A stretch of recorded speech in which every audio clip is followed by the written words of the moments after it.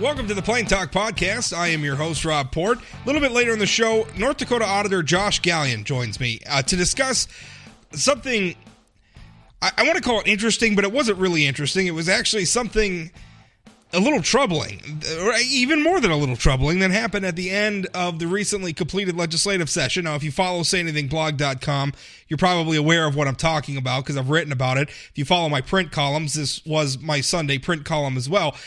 But essentially, the legislature took the budget bill for the auditor's office and added some language to it that, well, severely limited the auditor's authority. Now, I spoke with Mr. Gallion about this, and he pled confusion as to why this happened. I and others have asserted that this sure seems like a political move. It sure seems like retribution, but Mr. Gallion didn't want to go that far.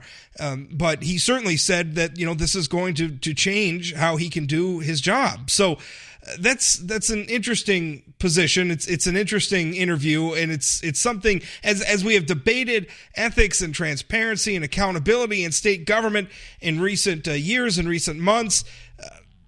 This seems like an odd move for the legislature to have perpetrated, and certainly it seems odd that Governor Doug Burgum, who has sort of set himself up as a defender of executive branch power, allowed this to go forward. So anyway, stay tuned for that interview. But before we get there, I want to talk for a moment about censorship in the age of social media platforms like Facebook and Twitter and everything else. President Trump over the weekend spent a lot of time tweeting about this and talking about this. He's certainly upset because, well, to hear him tell it, conservatives are being ostracized by a tech industry that leans pretty heavily to the left.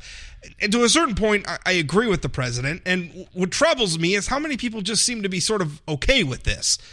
I tweeted a little bit about it over the weekend, and some of my followers were pushing back on me saying, well, this is okay, Rob, because the First Amendment doesn't apply to private companies like Facebook and Twitter and YouTube and any of these other platforms we might care to mention. And, well, those people are right. The First Amendment doesn't apply. Let's think about this for a moment. When the First Amendment was created, what we were dealing with was a time period where the only people who could really hope to reach a mass audience were people who were, famous or wealthy or had the means of doing so. Like you had to own a printing press and have the capital available to publish things and distribute those things and get them in the hands of people who would read them and that it would influence them, reaching a mass audience at the time, in the 18th century when the First Amendment was created. The embodiment of the legal embodiment of the American conception of free expression was created. Your average schmo couldn't really reach a mass audience, right? And in fact, the First Amendment, it protected all forms of expression, even for the average schmo. Because if you were the average schmo, if you were, Joe Sixpack, or what would the analog be for that era? Like Joe Ale? I don't know, Joe Grog from the Inn? I don't know. Anyway, if you were just an average person, like, the most you could probably hope to reach was if you got up on a stump in the town square and started, expressing your point of view that way. Or maybe you stood up on the bar at the local tavern and regaled your neighbors with your thoughts and opinions. And then maybe you could build a following. And I mean, a lot of people did do that, but it just, well, let me put it this way. It was a heck of a lot easier than sending out a tweet. Or excuse me, it's a heck of a lot harder, is what I should say, than sending out a tweet. It's easier these days to reach a mass audience. We live in an era where, somebody with a free Twitter account or a free Facebook account or a free YouTube account could reach an audience of potentially millions. It just wasn't possible when the First Amendment was created. And so what we were dealing with when the First Amendment, when it came to regulating speech, is that there just weren't that many avenues available for it. In fact, the First Amendment pretty much names them all. Right? The First Amendment protects the freedom of the press.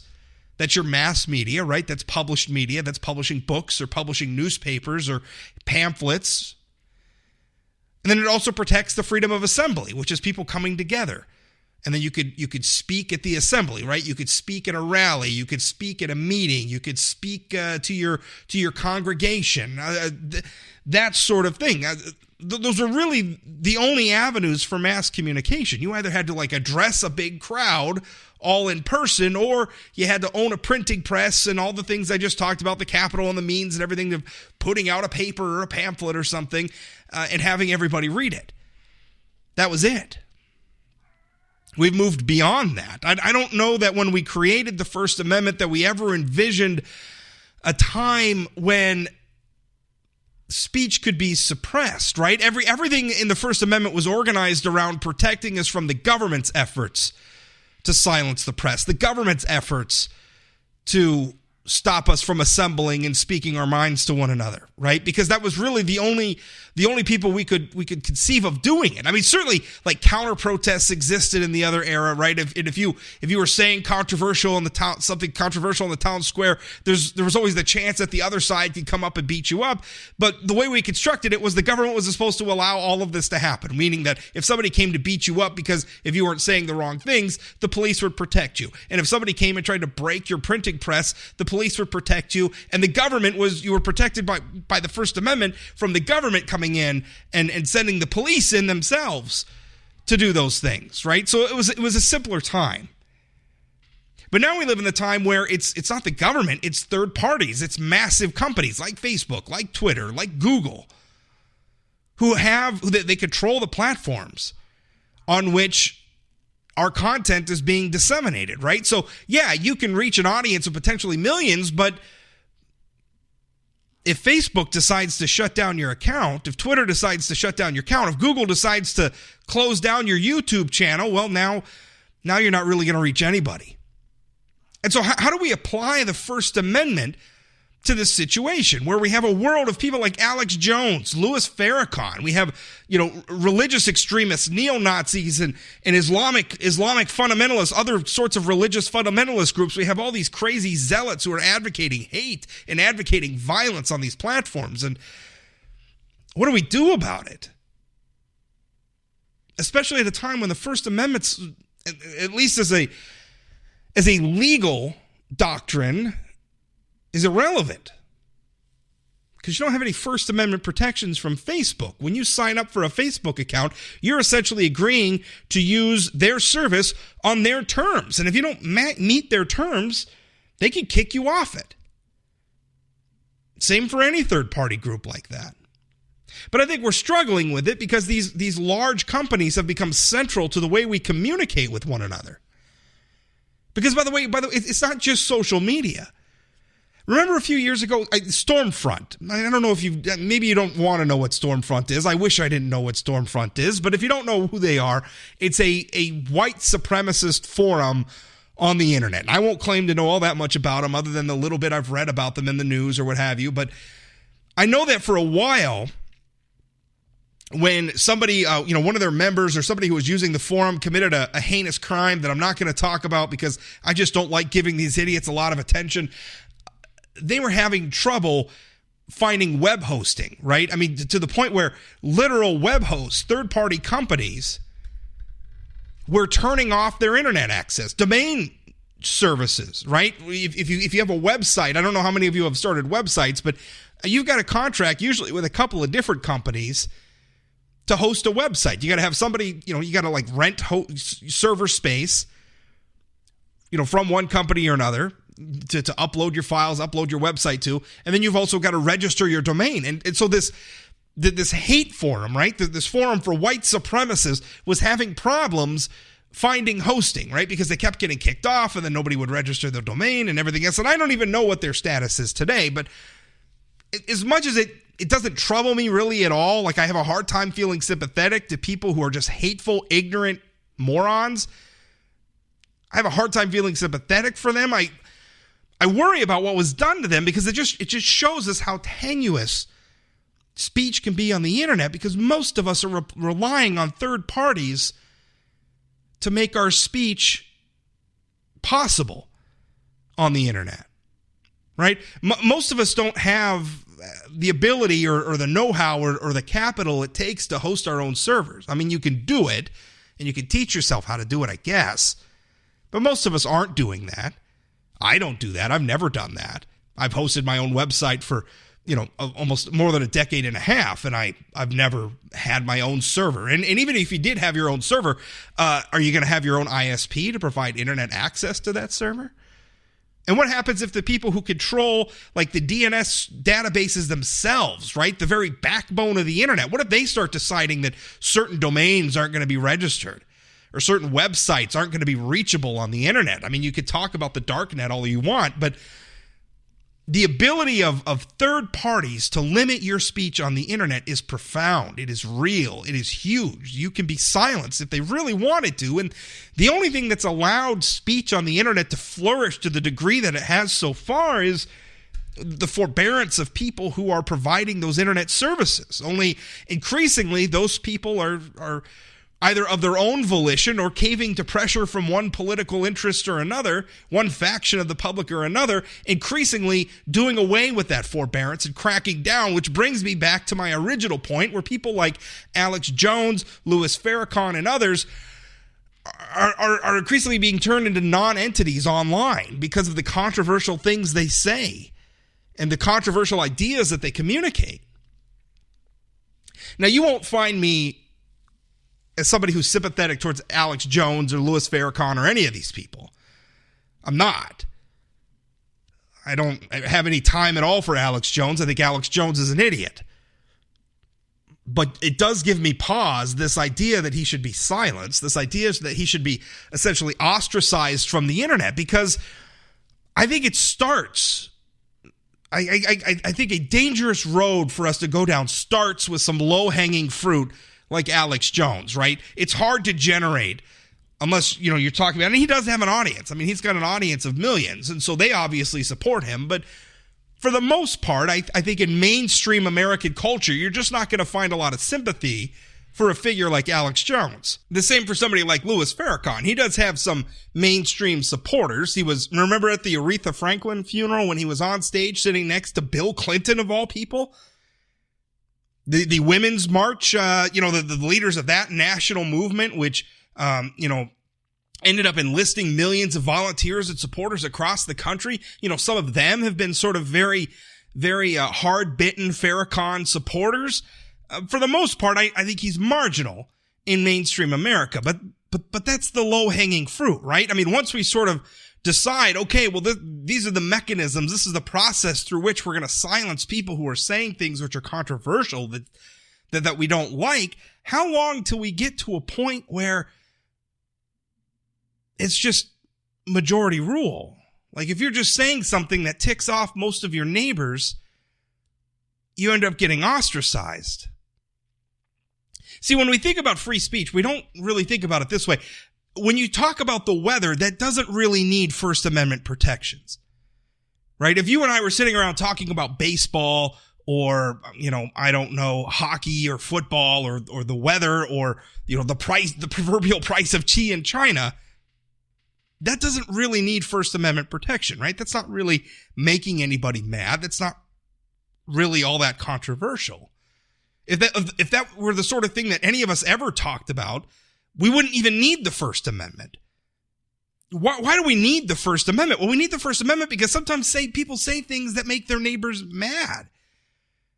We need the First Amendment so that people can create art, they can create political commentary, they can create fiction or poetry or even, nonfiction that's controversial, that maybe runs contrary to what the rest of society wants to hear or wants to believe. That's what needs First Amendment protections. And yet I'm afraid where we're heading in this digital world is to a place where it's just might makes right, where it's just majority rules. If it's unpopular speech, then it's going to be silenced. It's going to be marginalized, if not outright ostracized. Is that what we want? I started this talking about how the First Amendment doesn't really apply to this situation. And again, as a legal concept, it doesn't. Facebook doesn't have to abide by the First Amendment. Facebook is a private service, and you have to use their service on their terms. Same with all of these services. But is it too much to expect as we move into this digital era that we treat online speech, even if it's on these third-party platforms, even if it's using internet service providers, even if it's using hosting service, whatever, that we try to adhere to the spirit of the First Amendment, even though its legal strictures don't necessarily apply? The price of doing that is having to tolerate people like Alex Jones. The price of doing that is understanding that there are going to be hateful people who are advocating for violence, people out there who are advocating for hatred, people out there who are advocating for bigotry, for harm, for ugly, terrible things. But that's always been the price of a free society. That's always been the price of allowing people to say what they want to say what's really in their hearts. And in a lot of ways, I think it's better that way. I would rather those idiots be spewing that nonsense out in the light of day, where we can see them, where we can rebut them, where the sunlight of scrutiny can expose them, warts and all, for the ugly people that they are, than to have them scurry to the shadows where they could be martyrs, and where that martyrdom can imbue their ugly views with a sort of taboo appeal. I think that we have more to fear from efforts to silence hate speech than we do from the hate speech itself. Auditor Josh Gallion up next. This episode of the Plain Talk Podcast is brought to you by Energy of North Dakota. Oil and natural gas from North Dakota strengthens all of America. And through our abundance of talents, innovations, and technologies, energy responsibly produced here translates to worldwide economic stability. With producers and our communities working together, we're securing a sustainable future that generation after generation can build on. It's all happening right now with Energy of North Dakota. Learn more at energyofnorthdakota.com.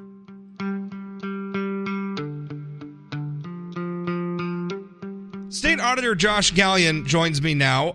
Josh was on this podcast actually not too long ago, and we were talking about some issues at the North Dakota State School of Sciences, but right after we were on that, some things happened right at the end of the legislative session. The budget bill, which is essentially it's the appropriation bill, it's the bill that comes out of the legislature that says this is how much money we want to spend on the auditor's office, was amended to include some policy as well, and that policy specifically was some limits on the state auditor's ability to do audits. Josh, first of all, welcome to the program. Second of all, tell us, the legislature passed the bill and went to Governor Burgum's desk. Governor Burgum signed it into law. So I saw you were quoted in the media saying, essentially your office is going to, start the process of complying with this. But what does that mean? What's changing for you at this point? Well, Rob, again, thanks for having me on. I appreciate the opportunity to kind of voice some of the concerns and some of the complications this presents to the auditor's office. We were kind of holding off to see what the governor's action would be, and since he has now signed this, and this will become law, I believe it's August 1st when the policy takes effect. But we are now in the process of reviewing how this directly impacts our audits. And it is, quite frankly, much bigger than people maybe initially thought for the auditor's office. And really the biggest issue is you've probably heard us use the term operational audits. Right.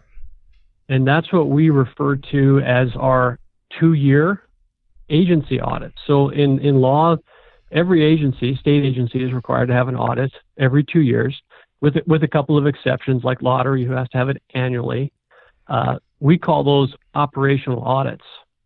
Now, the issue that comes into play for us is those under the government auditing standards, the Yellow Book, which is what we follow. We follow performance auditing standards for operational audits. Those are essentially performance audits. And we use the term operational, and it's a kind of a legacy term that was here when I took office, but that's what they use to differentiate between those 2-year audits. And at the time, there was a performance audit division that did those performance audits, the big performance audits that I think everybody thinks of when they hear that term. But in all actuality, I believe, and I don't know the exact date, but it was Bob Peterson Sr. who adopted those performance audit standards into the auditor's office over 20 years ago. Yeah, and just to clear that up, we had Bob Peterson Sr. and then Bob Peterson Jr. were your two predecessors, longtime predecessors, each of them, in your office. So you're the first state auditor we've had not named Bob Peterson in quite some time. 44 years. Yeah, 44 years. But let me I want to read you something that Governor Burgum, because when he didn't veto the bill, I had written something about the fact that the legislature had passed this, and I had expressed my hope that Governor Burgum would line item veto those changes and leave the rest of your budget as it was. When Governor Burgum, he announced, we're recording this on Fridays, but he announced, that he had signed the remaining bills from the legislative session. He didn't veto your bill, and they reached out to me and provided me with a statement, essentially explaining it. And I wanted to read something to you and just get your reaction to this. This is Governor Burgum's words that they sent me. They said, "Nothing in this bill hinders the auditor's primary duty under state law to conduct regular financial audits of state agencies to ensure that taxpayer dollars are being utilized appropriately." Do you agree with that? I mean, essentially he's saying, well, the auditor could still do fiscal audits. It's just these other type of audits that are going to be limited. Do you agree with that characterization? I don't, and I think it demonstrates maybe a misunderstanding of the type of audits that we conduct in the auditor's office. The purely financial statement audits that I believe that is being referred to, we do those on local government entities. We do those on entities like the lottery department. We do those on the state mill and elevator, where they use those audits to demonstrate their financial position to outside entities. Now, the state agency audits, again, like I mentioned, those are under performance auditing standards. And so they incorporate financial components, but they look at legislative intent, compliance, right, internal controls, process. These are much more comprehensive audits than what the governor his comments say. In fact, like I mentioned, going back to financial statement audits really puts this office back to where we were over 20 years ago doing just financial statement work. So, because when I think of the auditor, I don't know that a lot of people in the public, when we're deciding who we're going to vote for the auditor, or we think about what the state auditor does as a statewide elected official, mostly what I think of or what you're talking about are the agency audits, right? Where you come in and you look at pretty much everything. If, for instance, recently your office audited the North Dakota State School of Science. That, among other findings, was the fact that the North Dakota State School of Science had negotiated a contract with a firm, and there was no disclosure of a conflict of interest between one of the VPs, the vice presidents at the school, and his wife, who works for that firm. There was no formal disclosure, and that's a whole issue, and maybe we'll get into that in a moment. But that was your finding. You essentially said the law says you're supposed to disclose. There was no disclosure. That's a finding. And then there's a whole process for that. But I mean, most of us think of that. Like, you come in and you just make sure everybody's following the laws. You're following the rules. The money's being taken care of. You just come in and make sure everything is as people say it is, right? I mean, I don't know. I mean, Governor Burgum says that your financial audits are the primary duty under state law. As a member of the public, I'm not sure I agree. I'm not saying that the financial audits aren't important. I'm just saying, I really like that you guys also do the performance audits. I feel like that's important, because if you're not doing them, who is? Really, there wouldn't be anybody else, because performance auditing standards are a little unique to government auditing. And if you look at, again, paragraph 1 in the powers and duties of the state auditor, in the last part of that, it says determining that expenditures have been made in accordance with law and appropriation acts. So again, we're trying to make sure that yes, the spending is proper, but it is in accordance with the law and the intent, and we've got the internal controls. I mean, it's more encompassing than that, and even in that first section of the law, it says that we adhere to government auditing standards, and that's what we shall use to conduct our audits, which, financial statement audits is part of that, performance auditing standards are part of that, attestation agreements are part of that, where you can mutually agree with the client to develop an audit. So those are really the three types of audits under the auditing standards. And we just use that term operational audits to differentiate between the teams that we used to have. See, we no longer have a performance audit division within the auditor's office since last session when we lost the performance audit manager. And but really what I want people to understand is every single one of our agency audits, with the exception of a few, they are technically performance audits. And so now with this change, and what the governor is implying, is the legislature trying to say that those audits are no longer allowed? Well, I want to make it clear, because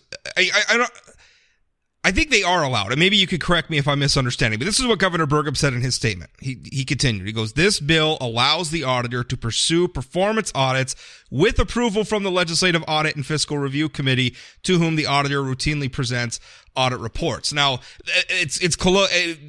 everybody around the Capitol calls it the LAFR-C committee. Maybe listeners have heard it referred to it that way as well. But the Legislative Audit and Fiscal Review Committee, that's essentially where your office comes in, Josh, and you present your findings to the legislature, and it's just sort of the official gateway between, informing the legislature of findings of the auditor's office.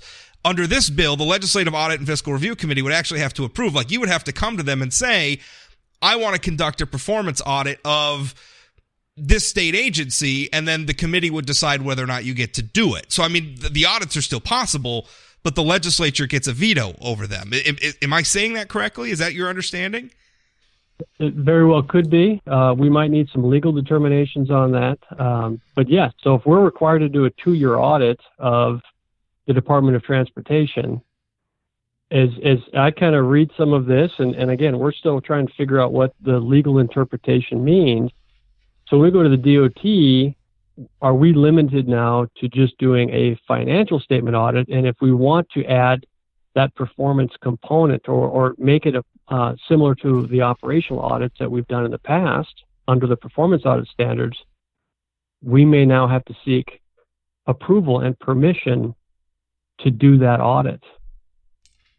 Part of what I'm wondering is why, whenever I'm evaluating a piece of policy that's before the legislature, I always try to start with the question, what problem are we solving, right? Like what need do we have to put this policy in place to resolve a problem or to make things easier, or what have you? So in this context, I'm trying to think, why did the legislature feel the need to do this?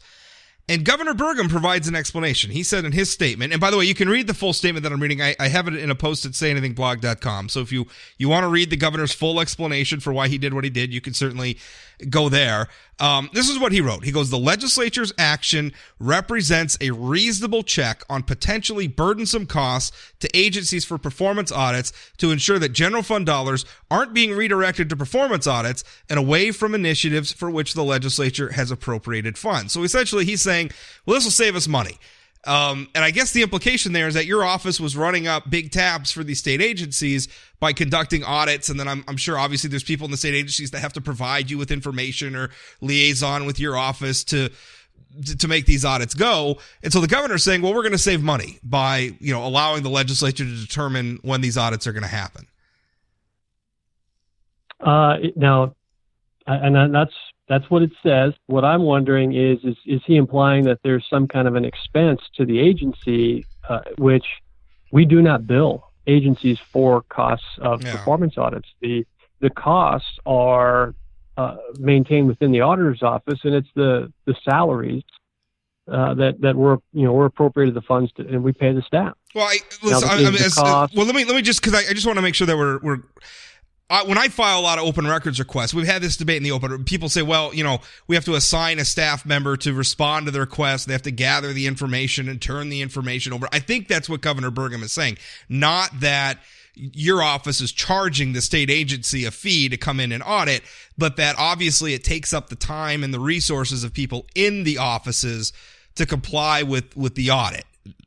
I think that's the argument. I don't want to put words in the governor's mouth, but that was my understanding when I read that passage. And your thoughts on that? And, yes, every audit, it does require time, requires effort. But again, our position, at least my position here in the auditor's office, the auditors are not here. We do not cost the taxpayers money. We are here each and every day to save the taxpayers money. We track a lot of those savings. We're trying to build better documentation and tracking to make sure the public understands how we're returning on that investment. And the last numbers I've seen, we had something last time as we were kind of roughly doing this, like a 7-to-1 return on investment. So we identified almost $70 million last biennium of potential savings, either corrections to fiscal issues, control issues, procurement issues, all of these things we started tracking. So again, we're here, while yes, we recognize that it takes effort, takes a little bit of time, but that return on investment, it pays itself back with those recommendations. Do you feel any of this was political? And I ask that question. I have noticed, and I know that others have noticed when I interact with members of the public or just other people involved in state politics and state government that I talk to, you have taken a very aggressive approach to this office. And frankly, I've admired it. I think I've told you that. I've written about it publicly. I think you're doing a great job. But you've come in, and during your first term in office, after Governor Burgum had a situation where it came to light that he had taken some money from Xcel Energy. Shortly after that, you performed an audit of travel expenses in Governor Burgum's office, in the governor's office. You performed an audit that I know rankled a lot of feathers in sort of the tourism and economic development crowd, where you found that a number of state agencies, including the tourist department, were sort of building up large funds of money at a time when they were also asking the legislature to give them more appropriation. Your office uncovered that. Most recently, what I referred to earlier in this interview was at the North Dakota State School of Science, where you have a vice chairman who is also a longtime Republican member of the state Senate, currently a Fargo City commissioner, who is involved in a conflict of interest situation. You've ruffled a lot of feathers. You've been very aggressive in your approach to this office. And again, I'm not saying that's a bad thing, but what I'm wondering is, from your perspective, do you feel like this action to curtail the powers of your office was retribution or political retribution in some way? I don't know that. I don't know anything about that. I'm not privy to any of that information. I will say that I don't feel like we've taken an aggressive approach to these audits. I feel like when situations arise, we have a responsibility to do our job. And there's been three things that I have focused on from day one in this office. One, we've redone our strategic plan. We've revised our mission, vision, and values to make sure that we can align the actions of the office and that we're all working towards a common goal. Two, we've tried to create an environment here where we respect and appreciate new and different ideas, where we encourage collaboration. And again, the staff are really grabbing hold of that, and there's new ideas generated all the time on how to look at these different problems from different perspectives. And finally, the last thing I've really been focusing on quite a bit lately is communication, making sure that the staff here, when we go out and conduct an audit, we complete the report, we communicate it to the end user. And our end user, our primary stakeholder, are the citizens of North Dakota, and making sure that we take these complex issues, writing it in a manner that your average Joe citizen on any corner coffee shop in North Dakota could pick up that audit report and understand the issues. So we don't write audit reports like financial statement audit reports. People are probably more normal are used to saying. If you picked up a report from our office today and compared it to one 3-4 years ago, it's a tremendous difference. And I think the staff here have done a great job in making sure that we can communicate those findings much clearer and in a manner that anybody can understand. So I don't think we're being more aggressive. We are being more transparent on our actions. We are putting more information out on our website. We are making sure that we are engaging different channels of communication, whether it be social media. We have emails that go out informing everybody. We just uploaded our audit schedule so anybody can see the audits that we're working on now, the audits that we have coming up. They can link to those reports. So I don't think we're being more aggressive in our work. The staff are still doing the same quality audit work that they had done all along, but we are changing how we present that information and put it in the end user's hands. Well, yeah, and I wasn't using aggressive as some sort of a pejorative thing. I feel like there's been a difference in the way you've approached your job versus some of your predecessors, and I'm not meaning that as a criticism of your predecessors, but there's been a shift, there's been a change, and I guess that was my question: is if you felt, because again, I mean, you've had some findings that I think I can tell you, I hear in political circles some grumbling about people saying that you're too aggressive or that you've gone about your job. People just, they haven't liked your approach. And my thought was, did the legislature act because they didn't like it? I guess I'm just wondering if that was it. And you said you don't know about that, so maybe that's asked and answered. But I'll tell you, I have a feeling that a lot of people in the public, in the voting public, are looking at it this way, saying, the legislature put what was, from their perspective, an uppity auditor in his place. And again, I don't have any information on that. I don't know what the purpose was. I look back. There's been some pretty controversial audits done before me. I think the land department audit, the game and fish audit, all of those predate me. Those were some pretty big audits, performance audits. So again, I think the staff here are doing the same work that they've always done, and I appreciate everything that they're doing each and every day. Where do you go from here? Your office obviously has I imagine, I guess, a different mission or a modified mission. What are your next steps for your office? Well, I think what we need to do is have a clear understanding on what this change in legislation means, and so I think we'll need to get some legal advice and try to really understand what that does to our operational audits. There's another language in there that talks about the auditor may not contract for work required by the federal government without the prior approval of LAFRC. We do contract out some audits that have a federal single audit component, particularly I think the Bank of North Dakota, Job Service, those are done by private audit firms. Those have a federal component. So now we have to figure out, do I have to have approval from LAFRC before we can bid those out? Again, these small changes, they do make a significant impact on the operation of the auditor's office. I disagree that, and I think a legislator said it really doesn't change much. It actually changes about everything. Josh, thanks for your time. Thank you.